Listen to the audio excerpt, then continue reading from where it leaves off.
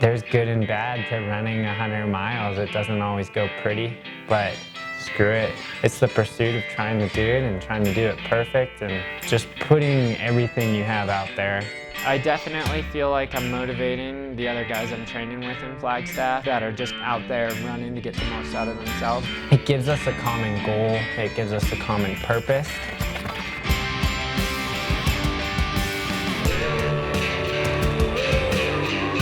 Even walking back to the river, we're talking about 2018 and how many Coconino Cowboys can we get in the Western States and how are we going to do it.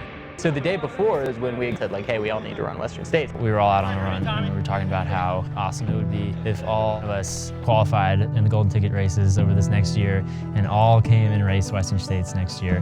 We kind of just looked at each other and was like, that's a great idea. Let's all run next year. I don't know who's going to crew us all, but it should be fun. And we're like, yeah, dude, we're all going to be back next year. It's going to be great. And he was like, I'm not coming back next year.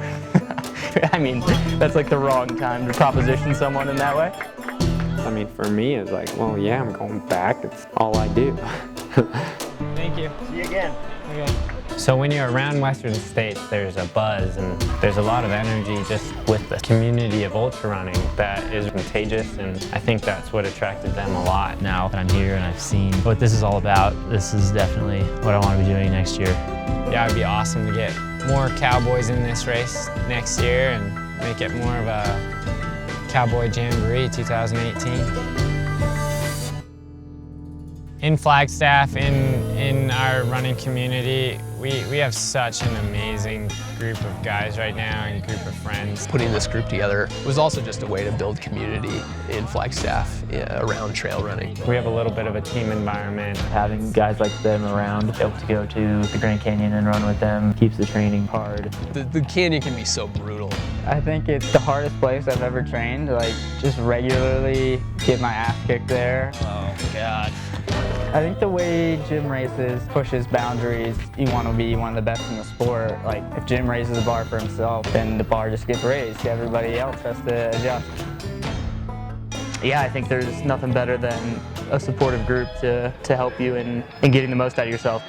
We just have these bonds, which is way more organic than a sponsored team with a brand. More guys to bounce ideas off of, nutrition strategies, race strategy, and it's kind of unfortunate because Tommy's had a kind of a rough go the last year with injuries, but he's been one of our best resources between massages and he almost can act as like a team counselor too. A community like this with a race that's this long essentially becomes just like this unofficial self-help group. Everybody knows why they're really there. You don't run distances like this and you don't chase after ambitions like this and put in the training and the time like this if you've got everything figured out, We're willing to make sacrifices for each other and willing to try to help each other out as much as possible. What it's done for us is just made everyone better. You don't want to be the fifth cowboy, So after Western States last year, we were set on the Cowboy Jamboree. Well, I guess the easiest way was probably to race in, because with the lottery you have such a low chance of actually getting selected. So there's 6 Golden Ticket races every year. The top 2 male and female runners at these Golden Ticket races get a Golden Ticket, which is like an automatic entry into Western States. Basically, we were just looking like, okay, 1 or 2 of us can go to each of these races. There's 6 of them, so let's start signing up. We kind of had a plan, but I don't know that in the end it really worked out the way we had intended. I got the easy route. I was in Ultra Trail World Tour. One of the courses burnt down, Gorge Waterfalls. That's how I got in last year. And based off of ITRA and kind of a subjective, I'm not sure how exactly they decided, but I put a very big, loud, waving hand that I'd like to be back at Western States. After 2 years of racing in off of Golden Tickets, it would be really nice to have a less pressured beginning of the year. I kind of had a pain in my hip.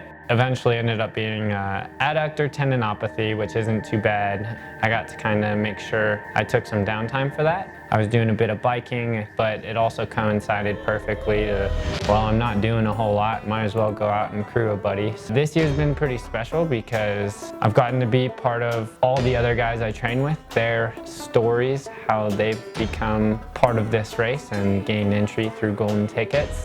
So the first guy that kind of jumped on board and took a shot was Cody at Bandera in Texas. I chose Bandera. It fit into my schedule because of other races that I had already planned on doing. I had good training coming into it.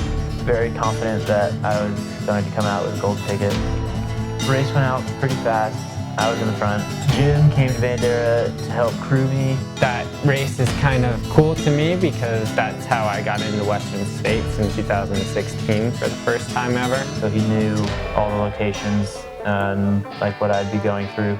Yeah, I got to kind of see Cody suffer through 100K, and it's just awesome to watch your best friend like complain and hurt that much. It's great. The race is 2 50K laps. Around the end of the first lap is when Mario got up to me and he passed me. Like, I didn't see him again for the rest of the race. I didn't see anyone else behind me. Even if I had, I felt very confident that I could at least hold them off. He took second place to Mario Mendoza, and Mario Mendoza will be back at Western States. I was super happy to get the golden ticket at Bandera, the first golden ticket race, and get that out of the way. Yeah, so Cody was Cowboy number 2 on the board.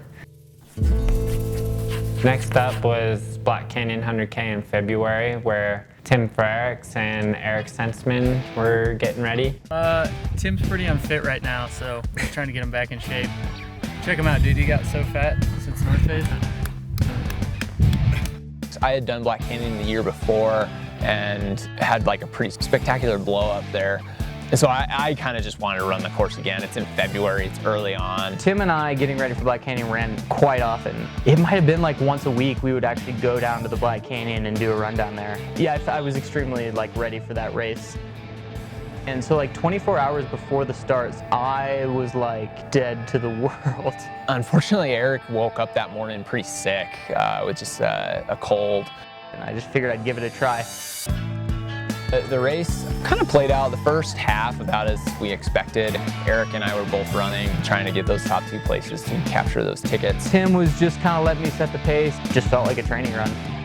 So they're a third of the way in. They haven't screwed it up yet, and they look pretty good. So hopefully, winning. Yeah, Senseman's about to lay the hammer on Tim. Yeah. There's this climb out of the 20-mile aid station that we had run a bunch. And Tim was like jogging and he was like gapping me massively. And he like kept looking back and slowing down. And I was like, this is not good. He was like, are you all right? And I was like, I don't know. And then he slowly just started to pull away again, and that was the last I saw of him. A very quick decline from there until I was laying on the ground, Walmsley style. It didn't feel like something I could have prevented. When you get sick, you get sick. In typical Eric fashion, he didn't waste any time coming right out and helping me, and I thought that was awesome. And Jim and Jared were all at the aid station at 51 miles. I was just really starting to struggle. Jared was actually going to pace me, and it worked out for Tim because Tim wasn't feeling great. And Jared ended up hopping in with me at the end there and really carried me through. He kind of had all the right advice at all the right times for me. He protected the home turf and got the win at Black Canyon 100K. Black Canyon 100K champion, Tim Frericks. Yeah, I was stoked for Tim, of course. The disappointment, it was like, yeah, I didn't get into Western States, and that sucks, so I've got to figure something else out, and that sucks, but what could I do? And that was a bit disappointing, and I think it had all of us scratching our heads of if it could be possible, if all 5 of us could get in. Jared Hazen kind of doubled down, and he was like, oh, I'm doing it at Lake Sonoma. And I was like, that's the worst place in the world to try to get a golden ticket. And he's like, gotten a golden ticket there before, I can get it again. Towards the end of 2017, I had a stress fracture in my sacrum, and at the time was still juggling stuff with school, and it was just what race really made sense for me to be able to get in good enough shape and really like guarantee that I could lock down a ticket. When I had to turn to Lake Sonoma to try to get into Western States, I was really bummed out about how Black Canyon turned out. Things didn't go so well. Had a real bad ankle roll that had me very limited for a couple weeks. I tried to get in as good of training as I could, given the setbacks I was having physically and mentally, and I was probably a little intimidated by Lake Sonoma. Lake Sonoma's turned into one of the best memories for me as far as races, but this year was just insane. I loved the atmosphere. There was like 20 people around. That was beneficial to me. I felt very relaxed going into the race. Jim was off the front pretty quick. I think I went out too fast, surprise, surprise, but it ended up making for a pretty special day. And one of my things that I really want to own this year is run my own pace, find my own easy, and use my experience that I've gained the last couple years. Hey, up here, Jim, up here. Oh, well, you're lucky we were there, Jim. I like it when I'm first across the line, but I also like it maybe more when the next couple guys are my best friends. Jared Hazen ended up running 6:17, which is one of the fastest times on that course. I thought getting it was fairly certain at the time. Really smooth day, it was going like pretty easy and just able to get the ticket. But then it was like nail-biting time. We heard Eric was sitting in 4th place pretty much all day. It came down to the wire. I found myself in 4th really early on. Once I found myself in 4th, I just said, well, right now I'm in a position to get into Western States because Jim's already in, Mario's already in, Jared would get in, and then it would fall to me. When I'm in a race, you just got to shut everything down and just reduce yourself to like this primal mentality where like you don't have thoughts beyond how fast can I keep running for as long as I need to go. When I finally saw the finish line, those switches got turned back on. And all of a sudden, it was just like a rush of all these emotions at once. God damn it! Took you long enough? I was the 5th, so like I was the last of the 5 of us that were trying to get into Western States, and that was the last possible opportunity to get in. Where's Cody? Yeah, right. We're going, baby! I think he had the best finish line celebration out of anyone. It makes it something truly special to have 5 for 5 now, and we'll see what happens. The jamboree is on. All of them were out there last year, and all of them will be out there with me this year. Coming into this as a team like we are, I don't think it's ever been done before. Knowing that you're gonna all go through something together is just makes it a little less intimidating. I couldn't be happier to share my experiences at Western States with them and welcome them to the Suffer Fest.